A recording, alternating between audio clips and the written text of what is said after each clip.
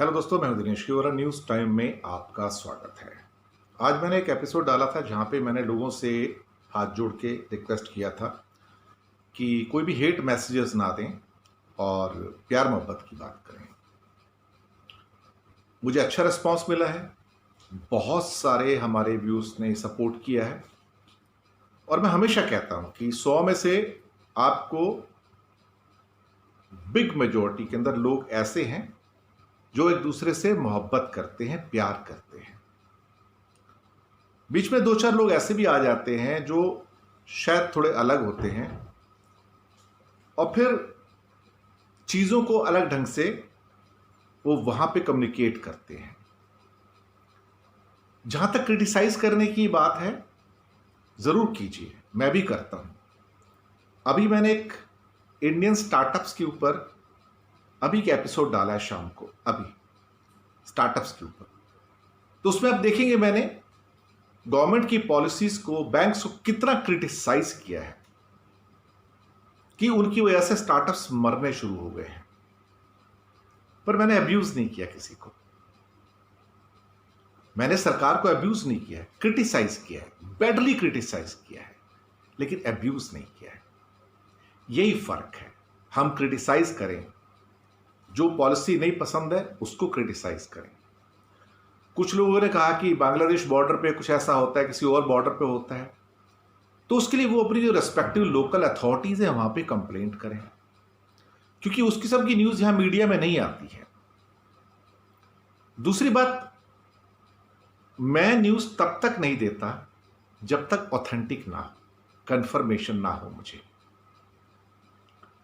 और वो कई सोर्सेस से मैं कंफर्म करता हूं।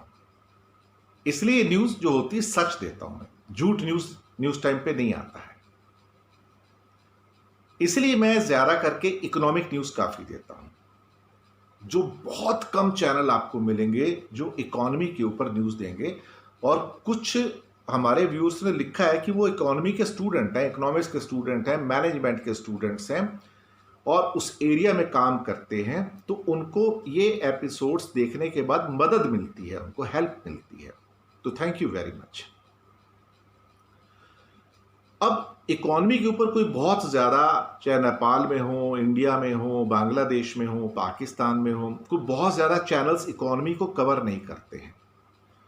और अगर वो कवर करते हैं तो फिर कई बार ऐसा होता है कि वो लोग कवर करते हैं जिनको इकोनॉमी की डीप अंडरस्टैंडिंग नहीं है, तो फिर वो अंदर की बातें नहीं बता पाते, जो डीप नॉलेज होती है उसके साथ एक्सप्लेन नहीं कर पाते, ऊपर ऊपर से चीज़ों को समझने की या समझाने की कोशिश करते हैं।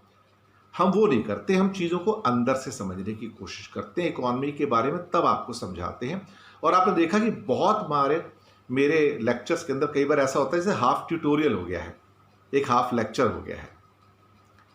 तो सबसे पहले तो आपकी प्यार मोहब्बत का शुक्रिया, और आपके जो बहुत एनकरेजिंग जो मैसेज आए हैं, जिसमें जैक बाबा हो या सेंटो आकाश हो या एक हमारे कोई रियाज साहब है, एम रियाज हैं, वो हैं, अब बहुत सारे लोग ऐसे, मैं नाम सबके नहीं ले पाऊंगा, पर आप सबका शुक्रिया तो अदा कर सकता हूं कि आप लोग अच्छा काम कर रहे हैं। ऐसे नेपाल से बहुत सारे लोगों के मैसेज हैं मेरे पास, किरण तमंग हैं और भी हैं, तो जिन्होंने बहुत तारीफ भी की है।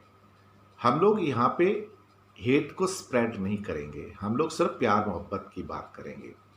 चाइना के साथ रिश्ते खराब हो रहे हैं, अलग बात है वहां पे, क्योंकि हमारे लोग मारे गए। जब कोई कंट्री पर अटैक करेगा तो फिर वो हमसे प्यार मोहब्बत की बात नहीं करेगा, फिर उसको जवाब मिलेगा। लेकिन हमारे लिए बांग्लादेश हो, नेपाल हो, ये सब हमारे दोस्त हैं ये लोग। और दूसरी बात एक और मैं कहना चाहूँगा, सिटीजन के लेवल पे, अभी सब कुछ गवर्नमेंट को हम साइड में कर देते हैं, सिटीजन्स के लेवल पे, सिटीजन्स हो, नेपाल हो, श्रीलंका हो, इंडिया हो, अफगानिस्तान हो, बांग्लादेश हो, पाकिस्तान हो, म्यांमार हो, भूटान हो, सिटीजन के लेवल पे हमेशा हम लोग अच्छा बिहेव करते हैं एक दूसरे के साथ में, कभी भी बुरा बिहेव नहीं करेंगे। अगर कभी मुझे बांग्लादेश या नेपाल या पाकिस्तान जाने का मौका मिले तो मुझे उम्मीद है कि वहाँ पे जो आम इंसान, मैं भी आम इंसान हूँ ना, आम आदमी हूँ, तो एक आम आदमी के साथ अच्छा व्यवहार करता है, बुरा व्यवहार नहीं करता। कोई क्रिमिनल होगा जो बुरा व्यवहार कर सकता है, आम आदमी नहीं करता है। और जब भी कभी हमारे पाकिस्तान के दोस्त हिंदुस्तान आते हैं किसी भी कारण से, तो वो हमेशा यहाँ से अच्छी मेमोरीज लेके जाते हैं। हमारे भी कई बार जो कुछ लोग जो पाकिस्तान गए होंगे कभी, उनकी भी जो मेमोरीज आती हैं अच्छी आती हैं। तो सिटीजन लेवल पे जो आपस में एक्सचेंज है हमेशा अच्छे रहते हैं, चाहे नेपाल के सिटीजन्स हों, चाहे बांग्लादेश के सिटीजन्स हों। तो सिटीजन लेवल पे समझदारी इसी में लोगों की है कि लोग अच्छे ढंग से व्यवहार करें, और करते भी हैं।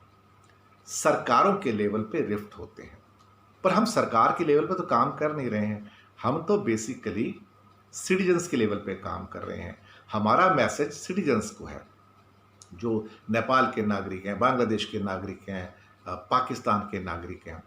और हमने करीब करीब न्यूज़ टाइम पे 1700 से ज़्यादा एपिसोड अब तक पोस्ट किए हैं। आप देख लीजिए हिस्ट्री में जाके, दिसंबर से हमने स्टार्ट किया था, मतलब 1.5 साल पूरा हो चुका है हमारा, 1.5 साल से ज़्यादा हो गया है। 1700 से ज़्यादा एपिसोड है, और एक भी एपिसोड के अंदर हमने कभी नहीं कहा कि वी हेट समबॉडी, क्योंकि हम बेसिकली लव एंड हार्मनी उसको स्प्रेड करने आए हैं, अच्छी न्यूज़ देने आए हैं, कंस्ट्रक्टिव न्यूज़ देने आए हैं। बल्कि कई बार हमारे कुछ बांग्लादेश के भाई बहन लिख देते हैं, सर आप हमेशा अच्छी बात करते हो, कभी जो बांग्लादेश में करप्शन है, बुरी चीज़ें, उनको भी बोलो।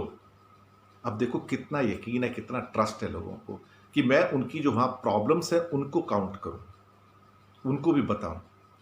लेकिन होता क्या, कई बार पॉलिटिक्स के अंदर मैं ज़्यादा जाता नहीं हूँ। पॉलिटिक्स थोड़ी सी डर्टी हो जाती है, रिश्ते ख़राब हो जाते हैं। और मेरे पास आप जैसे करीब करीब 27,000 व्यूअर्स हैं जो मेरे एसेट्स हैं। तो आपकी सपोर्ट होती है तो मैं और अच्छे एपिसोड बनाने की कोशिश करता हूं, आपसे बात करता हूं, आपका दोस्त होने के नाते, फ्रेंड होने के नाते। कभी कभी कोई हिंदी वर्ड डिफिकल्ट आता है तो मैं उसको तुरंत इंग्लिश में भी आपको कन्वर्ट करके बताता हूं, ताकि किसी को समझने में तकलीफ ना हो। तो ये एपिसोड इसलिए कि आप सबका शुक्रिया अदा करना था। सुबह जो एपिसोड डाला था उसके जवाब में। और हाँ, वो जो स्टार्टअप का जो मैंने एपिसोड डाला है, जहां मैंने गवर्नमेंट को बहुत लंबास्ट किया, क्रिटिसाइज किया, जरूर देखिएगा कि मैंने कितना क्रिटिसाइज किया अपनी सरकार को।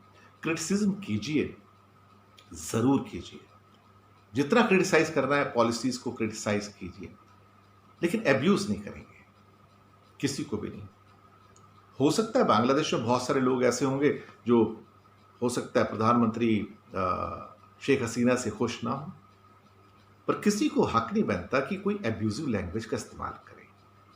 हो सकता है कुछ लोग बाकी जो देश के प्रधानमंत्री, राष्ट्रपति, उनसे खुश ना हो, इंडिया में भी ऐसे ही है, पर हम एब्यूज नहीं करेंगे। हम अपनी आलोचना करेंगे, क्रिटिसाइज करेंगे, पॉलिसीज को क्रिटिसाइज करेंगे, उनके रेजीम को क्रिटिसाइज करेंगे। हो सकता है हमको मोदी रेजीम पसंद ना हो, हम उसको क्रिटिसाइज करते हैं, उनकी पॉलिसीज को क्रिटिसाइज करते हैं, जम के करते हैं, एब्यूज नहीं करते हैं। ये आपने नोट किया होगा, क्योंकि सरकार में और देश में फर्क होता है, गवर्नमेंट में और कंट्री में फर्क होता है। गवर्नमेंट अलग है, कंट्री अलग है। हम गवर्नमेंट को क्रिटिसाइज करते हैं, कंट्री को क्रिटिसाइज नहीं करते। इसलिए आपके और मेरे संबंध अच्छे हैं, क्योंकि हम कंट्रीज के across the countries we are talking to the citizens of the people, citizens of those countries. वो इंपॉर्टेंट है, वो कम्युनिकेशन है।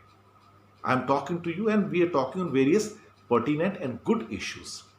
बहुत सारी इंपॉर्टेंट चीजें जो हम अब तक पहुंचाते हैं, क्योंकि जैसे कि इंडिया में हर आदमी इकोनॉमिक टाइम्स या फाइनेंशियल एक्सप्रेस या बिजनेस स्टैंडर्ड नहीं पढ़ता, ऐसे ही बांग्लादेश के अंदर भी कोई हर आदमी फाइनेंशियल एक्सप्रेस नहीं पढ़ता है। वहां पर बहुत कम लोग होते हैं जो फाइनेंशियल पेपर्स को पढ़ते हैं।